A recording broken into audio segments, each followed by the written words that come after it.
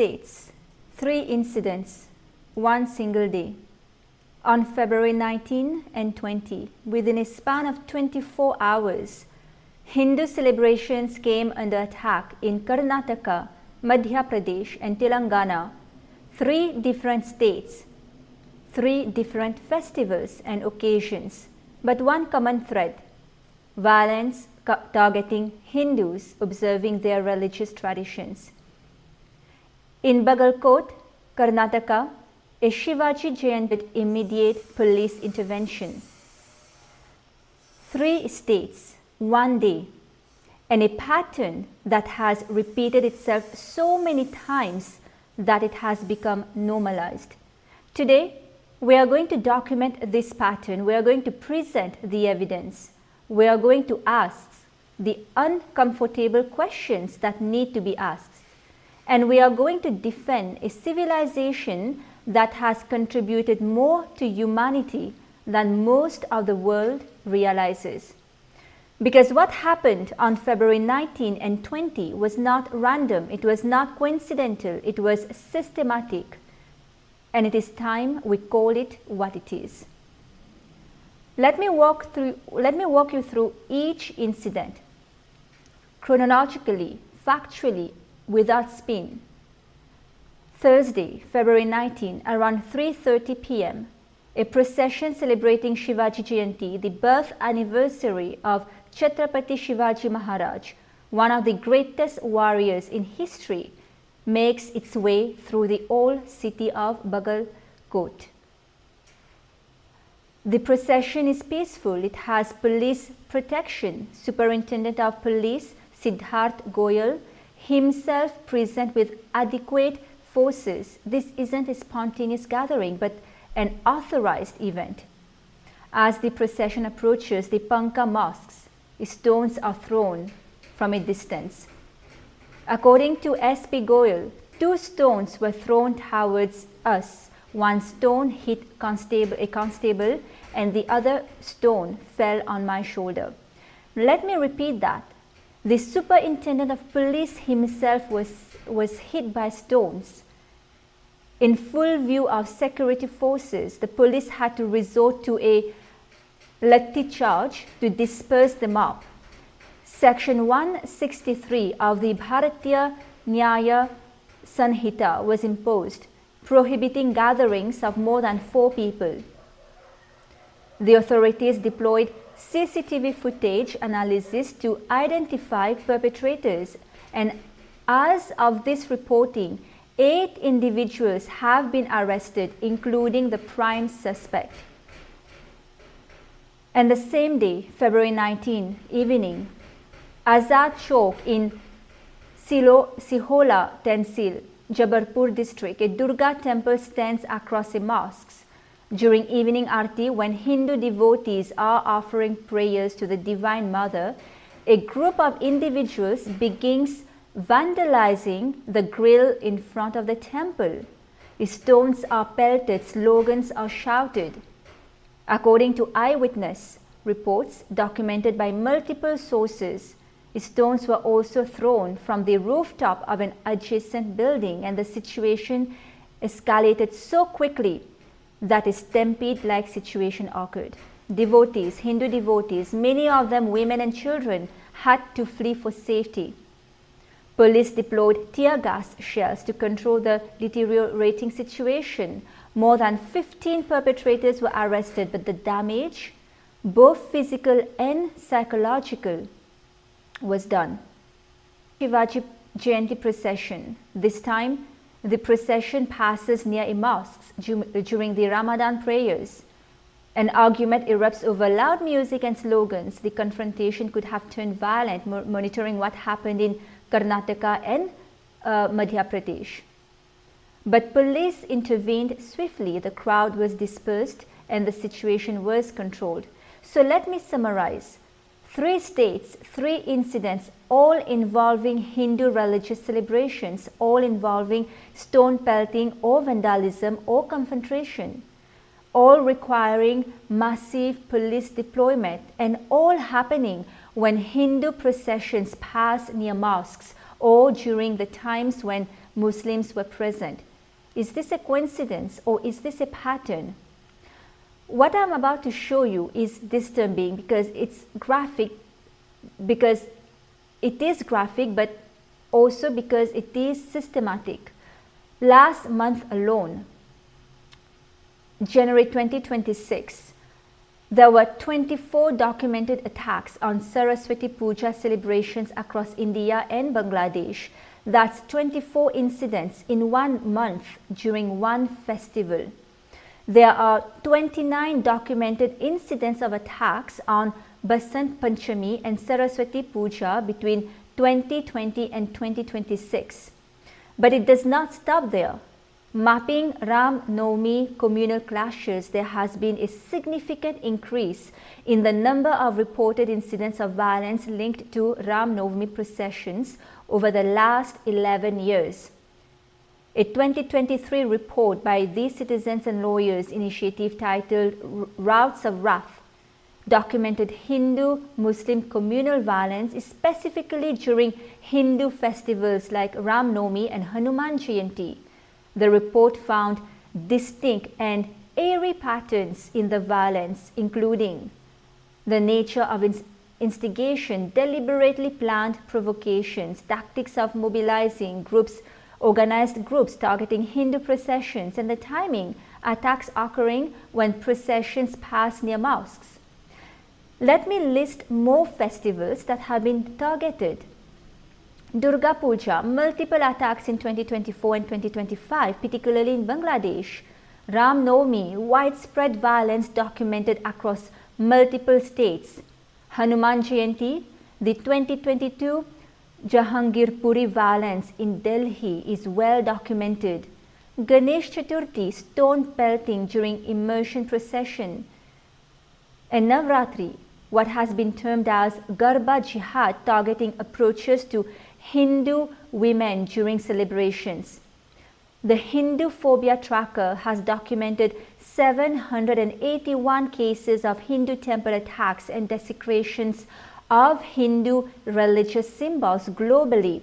780 documented cases, and these are just the ones that were reported, documented. How many more went unreported? How many Hindus suffered in silence? Now let us talk about something that rarely gets discussed openly. The concept of Muslim areas. In many parts of India and increasingly across South Asia, certain neighborhoods are designed either officially or unofficially as Muslim regions, and this designation is then used to justify attacks on Hindus who dare to use these routes during religious occasions. Think about what this means. In a constitutionally secular democracy, certain areas of cities are being treated as exclusive zones where the religious expressions of the majority community are not welcomed. Let me be clear. This is not secularism, this is segregation.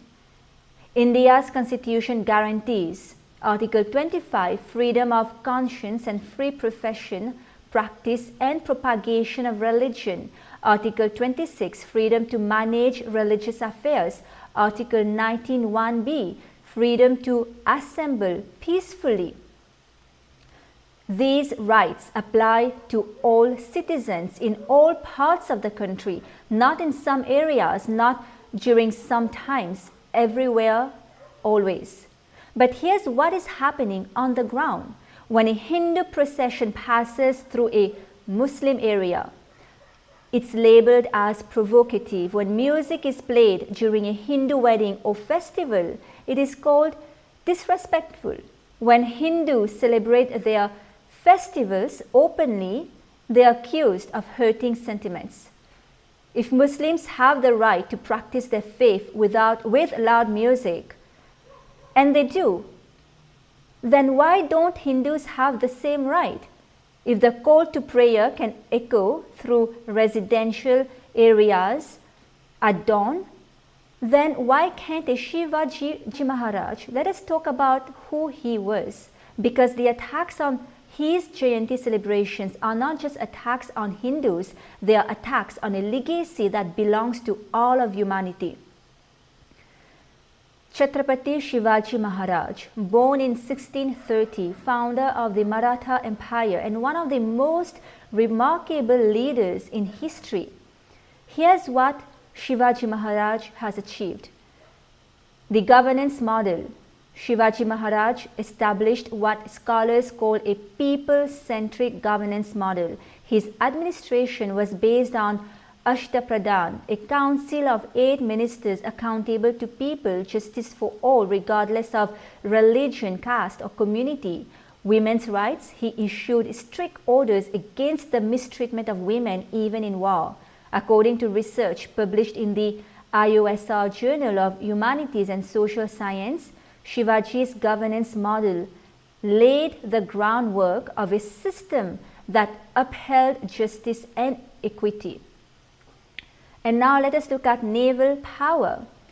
Shivaji Maharaj is called the founder of the Indian Navy, and here's what he has built. He has built the first Maratha naval vessel in 1654, established multiple fortified naval bases along the western coastline. He created a fleet that defended against the Portuguese, the British and the Dutch colonial powers. He expanded the navy from 20 warships to a formidable maritime force, and his naval forts, Sindhugurg, Vijayadurg and Murud Jangira, still stands as testaments to his strategic visions. In terms of administration, despite being a Hindu king, Shivaji Maharaj, quote, included Muslims in positions of authority. His personal security included soldiers from different faiths. He respected Islamic places of worship and issued orders protecting them. A study on Shivaji's policies for creating social harmony notes that his governance ensured no discrimination existed on the basis of religion, caste or community. This is the man whose Jayanti celebrations were attacked. This is the legacy that was targeted with stones. Shivaji Maharaj stood for everything that makes a civilization great: justice, courage, inclusivity and self-determination. His philosophy of Hindu Swaraj was not about religious domination. It was about self-rule, dignity and freedom from colonial expression. So when his Jayanti processions are attacked, what message is being sent? That Hindu history must be erased? Let me share with you something that will make this pattern even clearer. In Pakistan, the Hindu population has declined from 23% at the time of partition in 1947 to less than 2% today.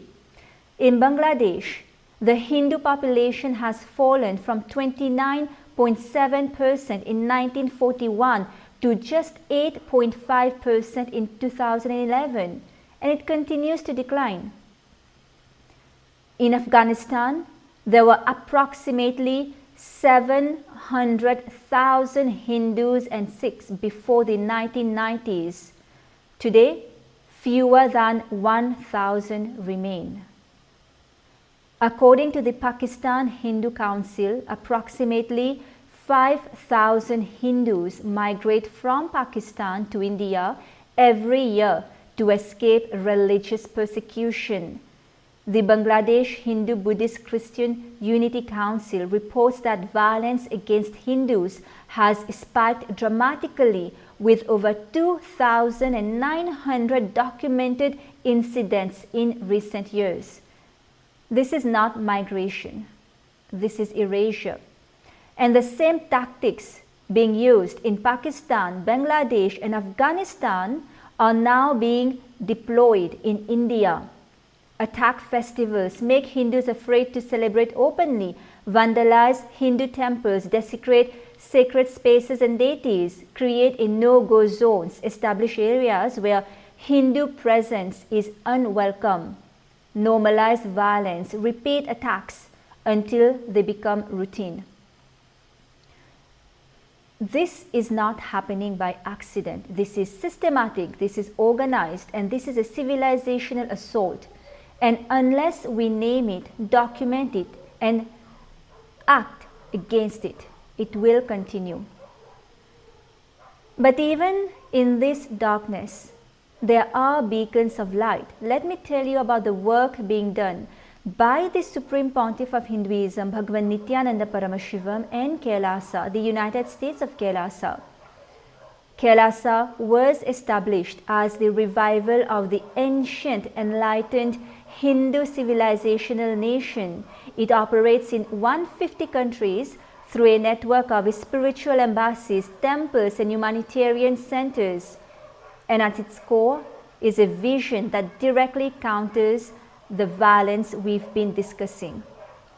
The Supreme Pontiff of Hinduism, Bhagavan Nityananda Paramashivam, teaches ahimsa paramo dharmaha. Non-violence is the ultimate cosmic law. And this isn't just philosophy, it is practice. Here's what KAILASA has accomplished. KAILASA has submitted 31 reports to the United Nations, and these reports have been published by the United Nations. They document the persecution of Hindus globally, the systematic erasure of Hindu indigenous rights, the colonial violence continuing through modern mechanisms. The United Nations has published these reports recognizing KAILASA's juridical statehood and acknowledging the validity of its concerns.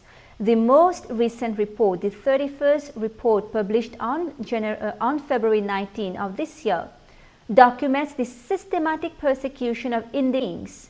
It is about creating spaces where every tradition can flourish, not at the expense of others, but in harmony with them. KAILASA's model is what is called responsible democracy, a system based on consciousness, not coercion, based on enlightenment, not enforcement. Through initiatives like 24/7 meditation relays for global peace, interfaith conclaves, and dialogues, KAILASA is demonstrating that coexisting is possible, that respect is achievable, and that peace is not a dream. It is a practice. So before we conclude, I want to remind you of something that the world often forgets. Sanatan Hindu Dharma, this civilization that is being attacked, has given humanity some of the world's greatest gifts. The concept of zero, the decimal system, negative numbers, and algebraic principles. Aryabhats calculated the Earth circumference in 499 CE, 1000 years before European astronomers. The Surya Siddhanta provided accurate calculations of planetary positions. We have Ayurveda and Siddha medicine system. The Sushrita Samhita documented surgical procedures in 9000 BCE. Plastic surgery techniques described in ancient Hindu texts.